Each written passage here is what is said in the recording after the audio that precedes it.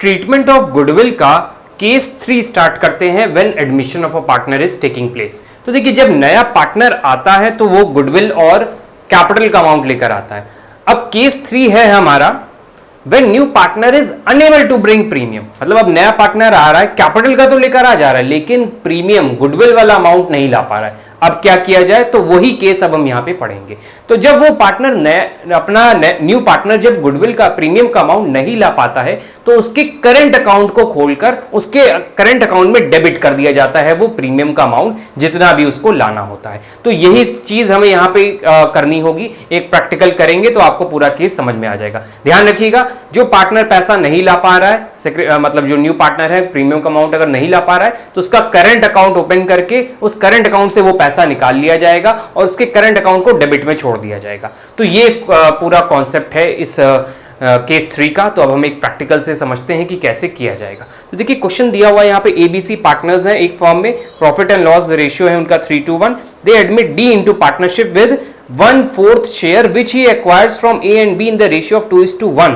देखिए 3 पार्टनर हैं और जो नया पार्टनर आ रहा है डी, वो सिर्फ ए और बी से ले रहा है, मतलब सी से कुछ नहीं ले रहा है, मतलब वो सी सेक्रीफाइस नहीं करेगा तो उसको गुडविल का अमाउंट भी नहीं दिया जाएगा। ये चीज ध्यान रखिएगा, थोड़ा इंपॉर्टेंट क्वेश्चन है। सी कुछ भी नहीं सेक्रीफाइस कर रहा है, मतलब सी डी को कुछ नहीं दे रहा है। देखिए साफ साफ क्वेश्चन में लिखा है दे admit D into partnership with 1/4 share which he acquires from A and B in the ratio of 2:1। यहां सिर्फ लिख दिया ए और बी से ले रहा है, सी से कुछ नहीं ले रहा, मतलब सी जैसा था उसका रेशियो वैसा का वैसा ही रहा, ना उसने गेन किया ना सेक्रीफाइस किया, तो कोई प्रॉब्लम नहीं है, उसको गुडविल नहीं मिलेगी। फिर सिंपल सा ये कॉन्सेप्ट है, याद रखिएगा। On these admission the goodwill of the firm is valued ₹6 lakh. अब देखिए यहाँ पे फर्म की गुडविल दी है, डी की गुडविल नहीं दी है, फर्म्स गुडविल लिखा है, तो फर्म की गुडविल में से हमें डी की गुडविल निकालनी होगी उसका रेशियो लेकर। However, D is unable to bring his share of goodwill in cash, pass journal entries and also calculate new profit sharing ratio। तो चलिए पहले हम न्यू प्रॉफिट शेयरिंग रेशियो और सेक्रीफाइसिंग रेशियो निकाल लेते हैं, क्योंकि हमें सेक्रीफाइसिंग रेशियो की रिक्वायरमेंट होती है गुडविल को सेक्रीफाइसिंग पार्टनर्स में डिस्ट्रीब्यूट करते टाइम। तो चलिए निकालते हैं न्यू रेशियो। तो देखिए यहाँ डेटा मैंने लिख लिया, एबीसी पार्टनर है 3:1 में, डी 1/4 के लिए आ रहा है और 1/4 वो किससे ले रहा है, ए और बी से ले रहा है 2:1 में, तो फर्म की गुडविल है 6 लाख। तो चलिए हम निकालते हैं न्यू रेशियो। अच्छा तो बताइए 1/4 जो डी ले रहा है वो ए और बी से ले रहा है 2:1 में, तो हम पहले देख लेते हैं ए ने कितना दिया डी को, बी ने कितना दिया डी को। तो डी को कितना मिलना है, 1/4 मिलना है, और ए ने कितना दिया, ए ने कितना सरेंडर किया है 2/3। अपने 1/4 का 2/3 कौन दे रहा है, ए दे रहा है, तो इसका 2/3 कर देते हैं। तो इसने कितना दिया 2/12। इसी तरह बी ने कितना दिया 1/4 का, 1/4 मल्टीप्लाई बाय 1/3, 1/12। अब हमें पता चल गया कि ए ने कितना दिया है डी को और बी ने कितना दिया है डी को। अगर चेक करना है ये सही आया है कि नहीं तो आप इन दोनों को ऐड कर दीजिए, 1/4 आ जाएगा, तो 3/12 आएगा, जो होता है 1/4, सही है इसका मतलब। तो अब देखते हैं सी ने कितना सरेंडर किया। क्वेश्चन में तो सी के बारे में कुछ बोला ही नहीं है, तो उसने कुछ नहीं सरेंडर किया, हम यहां नील लिख दे रहे हैं, उसने कुछ नहीं सरेंडर किया। तो अब न्यू रेशियो निकालते हैं, न्यू रेशियो कैसे निकलेगा। तो ए का देख लेते हैं रेशियो क्या है, ए का ओल्ड रेशियो है हमारा 3/6, 3/6। ए ने कितना सरेंडर किया है डी को, 2/12, ये देखिए अभी आया था ना 2/12 दे रहा है डी को, तो ए के अकाउंट से कितना, ए के शेयर से कितना ले लिया जाएगा 2/12। इसी तरह बी का देख लेते हैं, बी का कितना रेशियो है 2/6 यहां दिया हुआ है, और बी ने कितना दे दिया 1/12, तो देखिए यहां 1/12 दिया हुआ है। अब हम न्यू रेशियो निकाल लेते हैं, एलसीएम हमारा 12 आ जाएगा, 6 - 2 विच इज 4/12। इसी तरह 12, 2 एलसीएम, 2 2 4, नॉट एलसीएम 2, डिवाइड करने पे 2 आएगा, 2 2 4 -1 विच इज 3/12। तो न्यू रेशियो मिल गया। सी का कितना रेशियो है, सी का वैसा ही रहेगा 1/6, तो यहां 1/6 लिख देते हैं, क्योंकि उसने कुछ ना गेन किया है ना सेक्रीफाइस, क्वेश्चन में दिया है साफ साफ। बेस सेम कराना है तो इसको 2 से न्यूमरेटर और डिनोमिनेटर में मल्टीप्लाई करा देंगे, तो हमारा आ जाएगा 2/12। इसी तरह डी का भी देख लेते हैं, डी कितने के लिए आ रहा है 1/4 के लिए, इसका भी बेस सेम करना होगा, 4 है तो 3 से मल्टीप्लाई करेंगे, बेस सेम हो जाएगा, 3 से मल्टीप्लाई कर दिया हमने, तो 3/12 हमें न्यू रेशियो मिल गया 4:3:2:3। So new ratio is 4:3:2:2:3। तो ये न्यू रेशियो हम लोग ने निकाल लिया। अब हम आते हैं सेक्रीफाइसिंग रेशियो। सेक्रीफाइसिंग रेशियो निकालने के लिए हमें फॉर्मूला यूज करना होगा old ratio minus new ratio. तो ओल्ड रेशियो ये देखिए यहां दिया हुआ है एबीसी का, ये एबीसी का ओल्ड रेशियो। न्यू रेशियो अभी हमने निकाला 4:3:2:3, तो 4:3:2 देख लेते हैं न्यू रेशियो है। तो चलिए निकालते हैं ए का सेक्रीफाइसिंग रेशियो। ए का रेशियो क्या है ओल्ड 3/6, तो यहां पे पहले लिख लेते हैं old ratio minus new ratio होगा। ओल्ड इज 3/6, न्यू क्या है 4/4 5 6 7 8 9 10 11 12 4/12 4/12। इसी तरह बी का देख लेते हैं।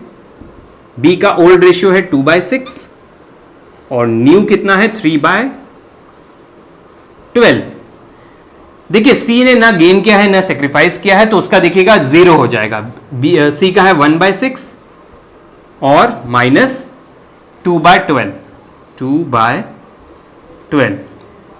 तो चलिए सॉल्व कर लेते हैं, न्यू सेक्रीफाइसिंग रेशियो पता चल जाएगा। एलसीएम 12 आ जाएगा, 6 - 4 विच इज 2/12। यहां पे ट्रिक यूज नहीं होगी क्योंकि इन्होंने कंडीशन लगा दी है 1/4 के साथ कंडीशन लगा दी है। जो मैंने केस 2 में आपको ट्रिक बताई थी कि अगर 1/4 दिया हुआ है और साथ में कोई कंडीशन नहीं दी है तो उसी को हम सेक्रीफाइसिंग मान लेते हैं ओल्ड रेशियो को। यहां नहीं लगेगा क्योंकि साथ में कंडीशन लगा दी है 1/4 को 2:1 में ले रहा है। तो चलिए आगे देखते हैं। 2/12 इसका सेक्रीफाइसिंग आ गया ए का। बी का देख लेते हैं। LCM is 12, 4 - 3 which is 1/12। इसका भी देख लेते हैं। देखिए इसका 0 आएगा क्योंकि इसने ना गेन किया है ना सेक्रीफाइस। 2 - 2, तो देखिए इसका नील आ गया फिर से। तो हमें सेक्रीफाइसिंग रेशियो मिल गया 2:1। तो सेक्रीफाइसिंग रेशियो क्या हो गया अब 2:1। जर्नल एंट्री पास करने के लिए हमें गुडविल का अमाउंट पता होना चाहिए कि जो नया पार्टनर है वो गुडविल का अमाउंट कितना लेकर आ रहा है। अगर नहीं ला रहा है तो भी कितना अमाउंट लेकर आना था उसको। तो देखिए यहां पे क्वेश्चन में फर्म की गुडविल दी हुई है 6 लाख। देखिए अच्छा पहले मैंने न्यू रेशियो यहां लिख लिया और सेक्रीफाइसिंग लिख लिया जो अभी हमने निकाला था। देखिए फर्म की गुडविल है 6 लाख, फर्म की है 6 लाख, लेकिन हमें निकालनी किसकी है डी की। तो डी का रेशियो क्या है 1/4। तो हम यहां पे डी की गुडविल निकाल लेते हैं। डी इज गुडविल, फर्म की गुडविल में से डी का हिस्सा निकाल लेंगे 6 लाख इंटू 1/4। तो देख लेते हैं कितना आएगा 1,50,000। तो 1,50,000 डी को गुडविल का अमाउंट लाना था जो वो नहीं ला पाया। केस है ना हमारा when new partner is enable to bring premium. अब जर्नल एंट्री कैसे पास होगी अभी हमने आपको बताया। करंट अकाउंट में डी के करंट अकाउंट में उस अमाउंट को डेबिट कर दिया जाएगा और सेक्रीफाइसिंग पार्टनर को दे दिया जाएगा। यहां पे सेक्रीफाइसिंग पार्टनर ए और बी है 2:1 में। अभी हमने क्या बोला है करंट अकाउंट में जो नया पार्टनर है उसके करंट अकाउंट में डेबिट कर दिया जाएगा। तो नया पार्टनर डी है तो डीज करंट अकाउंट डेबिट लिख दीजिए, डीज करंट अकाउंट। अगर वो लेकर आता तब क्या एंट्री कर रहे थे आप प्रीमियम फॉर गुडविल लिख रहे थे डेबिट में, लेकिन अब नहीं ला रहा है तो डीज करंट अकाउंट डेबिट। और किसको मिल जाएगा सेक्रीफाइसिंग पार्टनर। यहां पे 2 सेक्रीफाइसिंग पार्टनर है A and B in ratio of 2:1। तो A is capital account, A के कैपिटल में जाएगी, ध्यान रखिएगा करंट मत लिखिएगा, capital account. And B is capital account. C के अकाउंट में क्यों नहीं जाएगा क्योंकि उसने कुछ भी सेक्रीफाइस नहीं किया है। तो 1,50,000 को 2:1 में डिस्ट्रीब्यूट कर लेंगे। अब 1,50,000 डेबिट कर देते हैं, 2:1 में करते हैं 3, तो आ जाएगा हमारा 3 5 5 2 10 1 लाख एंड 50,000। तो ये तो हो गई एंट्री। नरेशन भी लिख लेते हैं साथ ही साथ। Being current account of D is debited and premium is distributed. Premium is distributed in sacrificing ratio. Distributed in sacrificing ratio हमने शॉर्ट में लिख दिया है। तो ये तो हो गया हमारा केस 3।